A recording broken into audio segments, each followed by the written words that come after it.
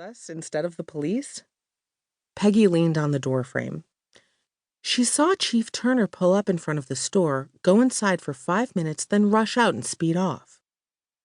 Walter Turner, chief of police and my future father-in-law, didn't rush for any reason. Ava might be onto something if she was telling the truth, and that was a big if. I got up and came around my desk. Did she say anything else? Nope.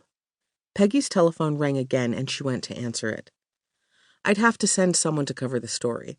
I didn't have to go far to reach the newsroom. 1 step, to be exact. It was right outside my office. Besides Peggy's desk, there were 5 others in varying degrees of neatness. Every desk at the Herald had a typewriter, but the only one being used at the moment was Ken Stafford's. He was our sports writer and happened to be Peggy's fiancé.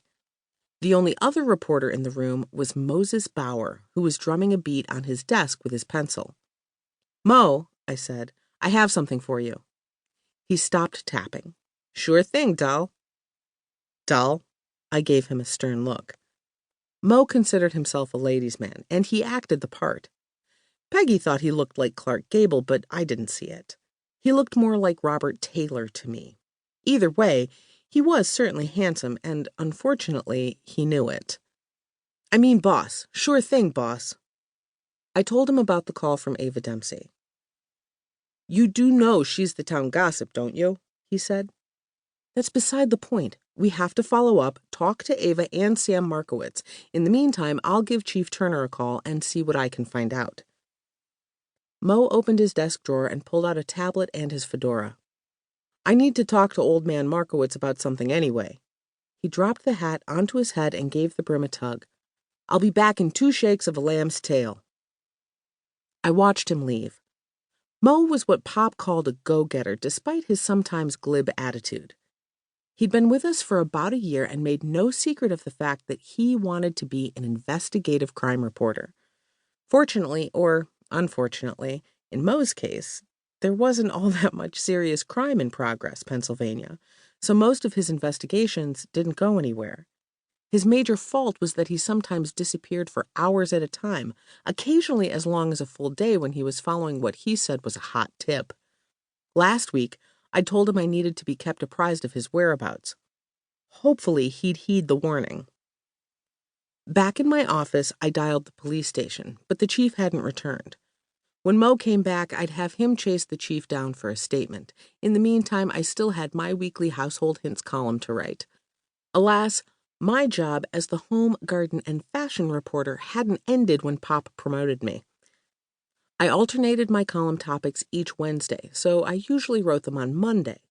The first week of the month was food and recipes, the third was usually about keeping house, and the fourth was clothing and fashions.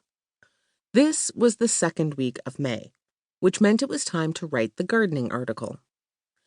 Shortly after we entered the war, the Agriculture Department had begun promoting victory gardens, like the ones most Americans had in the previous war. The mayor had even set aside a plot of land in the park for a community garden. The groundbreaking for that was coming up soon. In my February column, I'd encouraged readers to plan their gardens and start seeds indoors if possible.